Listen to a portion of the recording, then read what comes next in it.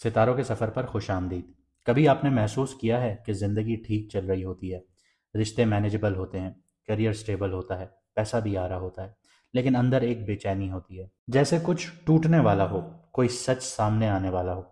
17 फरवरी को आप लोगों ने सूरज ग्रहण देखा, वो सिर्फ आसमान पर नहीं लगा, वो लोगों के ईगो, प्लानिंग, नेटवर्क्स और एग्रीमेंट्स पर लगा। मरकरी रेट्रोग्रेड हुआ, इसने पहले ही दिमाग को कंफ्यूज कर दिया। जिनको लग रहा था उनके डिसीजंस फाइनल हो चुके हैं, वो वापस पलट कर उनके पास आ गए। जो कमिटमेंट्स पक्की लग रही थी, उनमें क्रैक्स आना शुरू हो गए। जो इंसान अपना लग रहा था, उसकी नीयत क्वेश्चनेबल होना शुरू हो गई। और ये आपने सारी चीज़ें सूरज ग्रहण और चांद ग्रहण के बीच में देखी। क्योंकि चांद ग्रहण लगने से 7 दिन पहले तक उसके जो इंटेंसिटी होती है वो बढ़ जाती है। ये कोई आम फुल मून नहीं था। यहाँ पे वीनस भी ट्रांजिट कर चुका था। वीनस वो प्लैनेट है जो पैसे का प्लैनेट होता है, जो लग्जरीज का प्लैनेट होता है, जो ऐशो आराम का प्लैनेट होता है। जिस इंसान का वीनस बहुत अच्छा बैठा है, उसको घर बैठे बैठे लग्जरीज मिलती हैं, उसको जिंदगी की हर ऐशो आराम मिल जाती है। अगर उसका वीनस मुश्किल में बैठा हो तो वो जिंदगी भर मेहनत करता है, उसके हाथ कुछ नहीं आता। इसी तरह वीनस अब ट्रांजिट कर रहा है पाइसेस में। ये इसकी उच्च की राशि है, शर्फ का घर है। यहाँ पे वीनस एग्जॉल्टेड होता है, यानी दुनिया में हर इंसान ख्वाहिश करेगा कि वीनस की ये पोजीशन उसकी कुंडली में, उसकी बर्थ चार्ट में हो और बिना एफ्लिक्शंस के हो। यहाँ पे अपनी सबसे रिफाइंड पोजीशन पर वीनस होता है, सबसे रोमांटिक होता है वीनस, सबसे ज़्यादा पावरफुल स्टेट में आ जाता है। आप सोचते होंगे कि सब कुछ ठीक हो जाएगा अगर वीनस ठीक होगा, लेकिन कहानी यहाँ ख़त्म नहीं होती। पाइसेस में पहले ही सैटर्न बैठा हुआ है, यानी शनि बैठा हुआ है। और याद रखिएगा, सैटर्न कभी भी सेलिब्रेशंस को होस्ट नहीं करता। वो आपको एज अ मेहमान ट्रीट नहीं करता। सैटर्न ऑडिट करता है। सैटर्न आपको एज अ स्लेव ट्रीट करता है। वीनस एग्जॉल्टेड है, फिर भी ये चैन क्यों नहीं आ रहा? क्योंकि ये वो वीनस है ही नहीं जो सिर्फ प्यार देता है। ये वो वीनस है जो सेक्रीफाइस मांग रहा है। ये वो वीनस है जो आपसे सवालात कर रहा है। क्या सवालात कर रहा है? ये पूछ रहा है आपसे कि जिस रिश्ते में आप हैं, चाहे वो आपके प्यार का रिश्ता हो, आपकी शादी का बंधन हो, आपका रिलेशनशिप हो, आपकी रोमांटिक वाइब्स हो, क्या वो सच में प्योर हैं? क्या वो सच में आप उसके लिए इंटेंशन प्योर रखते हैं? कमेंट सेक्शन में बताइएगा।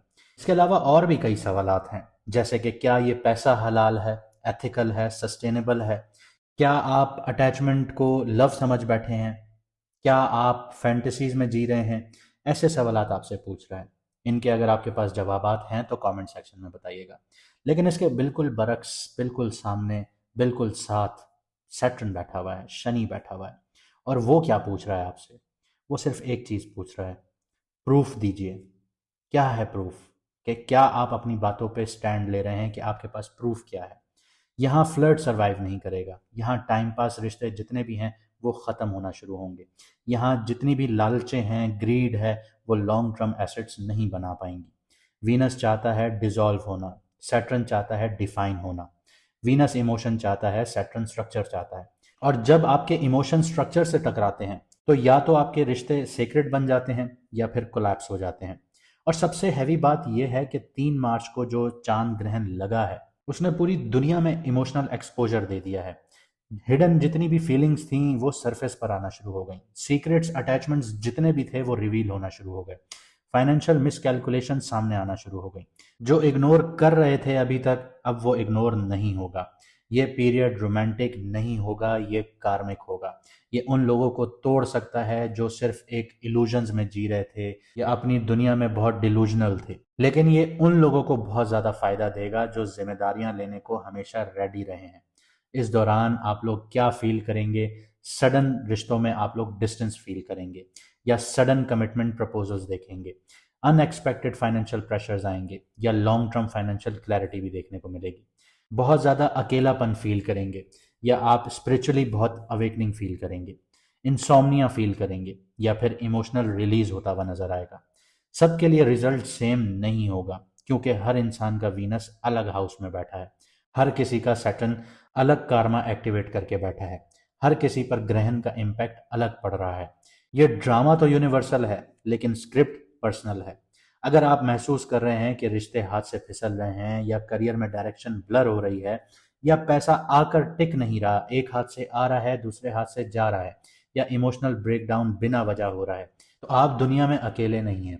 यहाँ पे कई ऐसे लोग हैं जो बिना डायरेक्शंस के आगे जा रहे हैं, बिना सोचे समझे आगे बढ़ रहे हैं, लेकिन किस्मत का खेल ऐसा है कि वहीं खड़े हैं जहां से स्टार्ट किया था। तो ये एक वीकनेस नहीं है, ये ट्रांजिशन जो है ये आपको बच्चे से एक इमोशनली मेच्योर इंसान बनाने जा रहा है। लेकिन अगर चार्ट सपोर्ट नहीं करेगा तो ये same period heart breaks, loss और रिग्रेट्स भी दे सकता है। इसलिए जर्नल प्रिडिक्शन सिर्फ अवेयरनेस देगी आपको, प्रोटेक्शन नहीं देगी। और अगर आप लोग सीरियस हैं, शादी को सिक्योर करना चाहते हैं, बिजनेस को लॉन्ग टर्म स्टेबल बनाना चाहते हैं, या अपनी इमोशनल लाइफ को कोलैप्स होने से बचाना चाहते हैं, तो मैडम एस्ट्रोलॉजर एन बख्श साहिबा का पर्सनल एनालिसिस या पर्सनल कुंडली एनालिसिस आप लोग ले सकते हैं, अपॉइंटमेंट बुक करवा सकते हैं।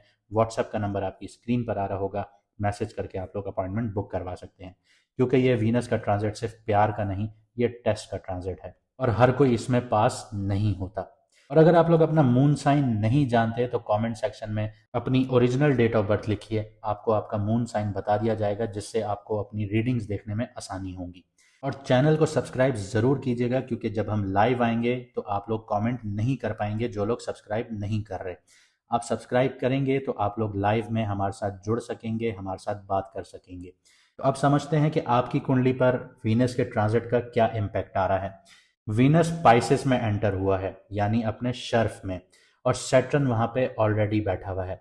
मरकरी रेट्रोग्रेड है एक्वेरियस में, और जो ग्रहण लगे हैं वो एक्वेरियस और लियो पर लगे हैं, यानी सूरज ग्रहण आपके एक्वेरियस पर लगा है और चांद ग्रहण लियो पर लगा है। और इसका इम्पैक्ट वीनस ने कैसे लिया है ये आपकी कुंडली बता रही है। तो आपके लिए वीनस का जो ट्रांजिट है वो 8th हाउस में हुआ है, यानी 8th हाउस का मतलब है sudden events, transformation, hidden matters, joint finances, inheritance के मामला, आपके साइकोलॉजिकल डेप्थ कितनी है आपके अंदर, इंटीमेसी, और यहाँ पे ऑकल्ट साइंसेस भी हैं, और इसके अलावा कार्मिक डेप्ट्स भी आपको यहाँ पे पे करने होते हैं, जो आपने लोगों के साथ किया है अब उसका फल आपको मिलेगा।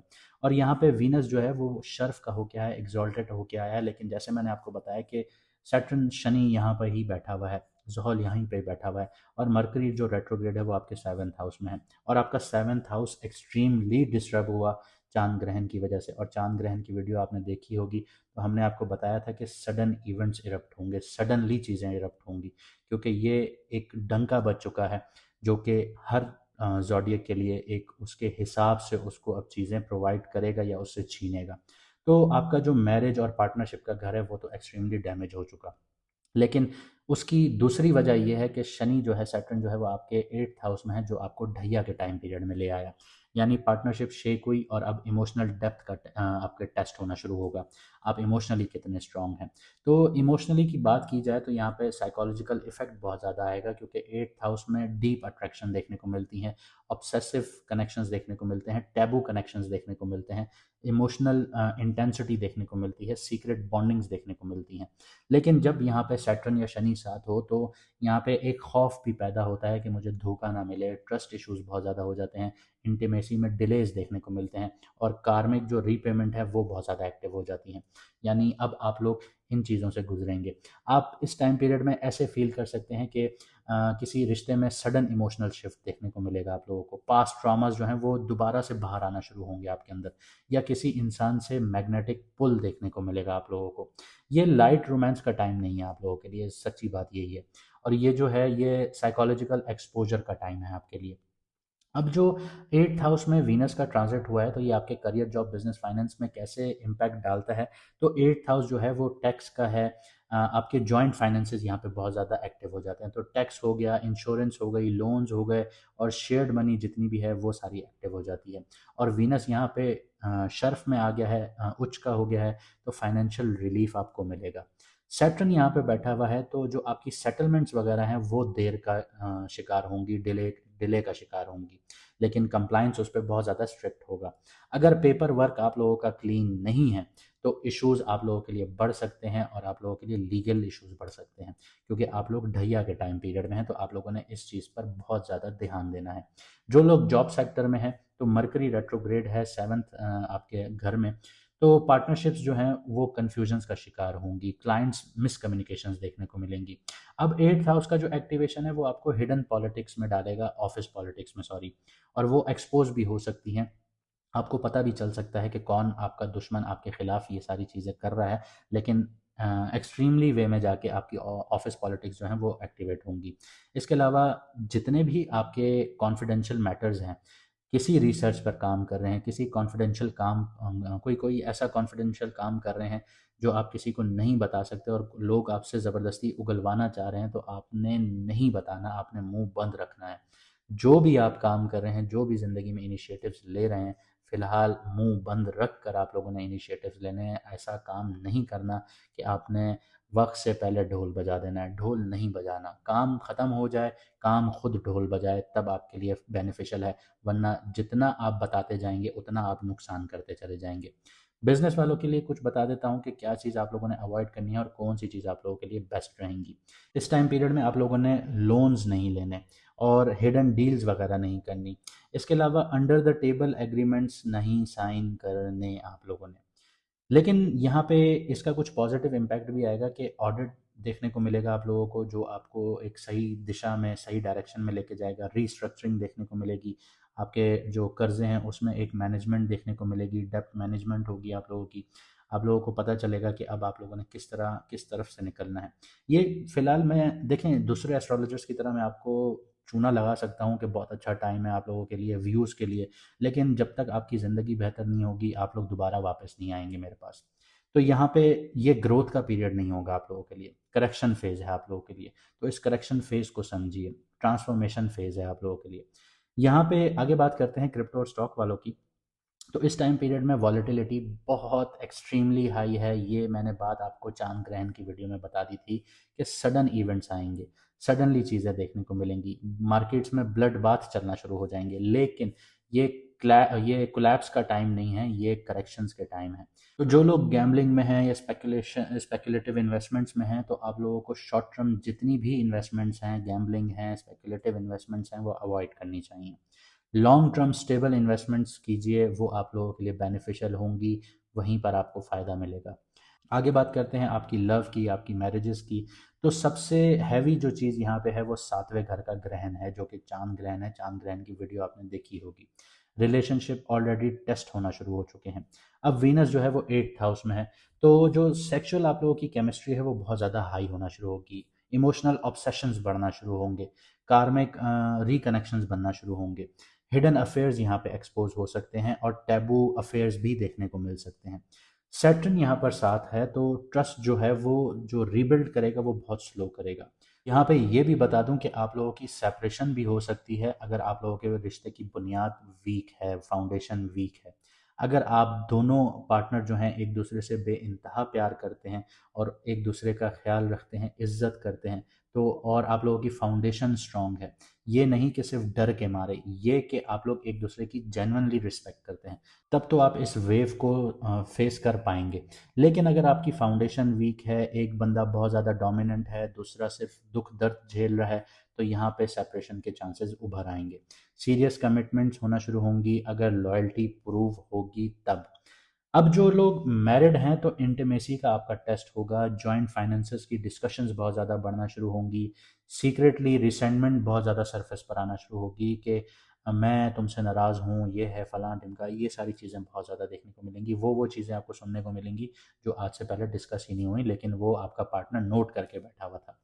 अब जो लोग सिंगल हैं, आप किसी ऐसे इंसान की तरफ अट्रैक्ट हो सकते हैं जो इमोशनली बहुत कॉम्प्लिकेटेड लगता हो, या फिर आपका जो सोलमेट है एक इल्यूजन भी हो सकता है। ये कार्मिक क्लोजर भी होगा आपके लिए, यानी आपको तोड़ के दोबारा बनाएगा। अब आगे बढ़ते हैं, आपकी हेल्थ की बात करते हैं जो सबसे इम्पॉर्टेंट है, क्योंकि 8th हाउस का स्ट्रेस एक्टिव है और हेल्थ जिसके पास है वही ज़िंदगी में आगे काम कर पाता है, जिसके पास हेल्थ नहीं है वो बेचारा सिर्फ दुआ ही कर सकता है। हमारी दुआ है उन सब लोगों के साथ जिनकी सेहत ख़राब है। अल्लाह पाक आप सबको सेहत याब करे। तो 8th हाउस जो एक्टिवेट होता है ये आपको रिप्रोडक्टिव हेल्थ में इश्यूज़ देता है, आपको जेनाइटल एरिया से रिलेटेड इश्यूज़ देता है। और वीनस यहाँ पे है, तो वीनस यहाँ पे आपका स्पर्म काउंट तो बहुत ज़्यादा कर देता है, लेकिन हार्मोनल इम्बैलेंस हो जाता है, एंजाइटी देखने को मिलती है, पैनिक एपिसोड्स आ जाते हैं। लेकिन सैटर्न जो यहाँ पे बैठा है वो स्लो रिकवरी करवाता है। मेडिटेशंस कीजिए और इमोशनल डिटॉक्स ज़रूरी लीजिए, ये आपके लिए बेहतरीन है। इमोशनल डिटॉक्स क्या है कि आपका जो माइंड बहुत ज़्यादा भरा हुआ है उसको डी क्लटर कीजिए। कोई ऐसा दोस्त, ऐसा पार्टनर जिसके साथ आप डिस्कस कर सकें, और अगर कोई नहीं है तो जर्नलिंग कीजिए। अब यहाँ पे जो उच्च का प्लैनेट बैठा है वीनस आपके 8th हाउस में और सैटर्न उसके साथ बैठा है, तो क्लासिक एस्ट्रोलॉजी के हिसाब से यहाँ पे आप लोगों के लिए सडन लॉस भी आ सकते हैं और सडन मुनाफे भी देखने को मिल सकते हैं। लेकिन 8th हाउस का बैठा जो सैटर्न है, शनि है, वो थोड़ा भारी है, हार्श है, जो कि आपको ढैया में लेके जा चुका है। तो ये यहाँ पे आप लोगों के लिए ट्रांसफॉर्मेशन का योग एक्टिवेट करता है। तो लियो के लिए जो ये पीरियड है ये अपनी ईगो को डिसॉल्व करने का है और मेच्योरिटी को हासिल करने का है। ज़रूरी नहीं है कि जिसके पास ईगो है तो वो बहुत मेच्योर है और जिसके पास मेच्योरिटी है वो ईगोइस्टिक बंदा है। नहीं, आपको समझना होगा ये दोनों चीज़ों में बहुत ज़्यादा फ़र्क है। और अगर आप ये समझते हैं तो कमेंट सेक्शन में ज़रूर बताइए। उम्मीद करता हूँ हमारी ये मेहनत आपको पसंद आई होगी, तो आप वीडियो को लाइक, शेयर और चैनल को सब्सक्राइब ज़रूर करेंगे और कमेंट सेक्शन में अपनी राय ज़रूर दीजिएगा। मुझे दीजिए यहाँ से इजाज़त, मिलते हैं अगली वीडियो में सितारों के सफ़र पर।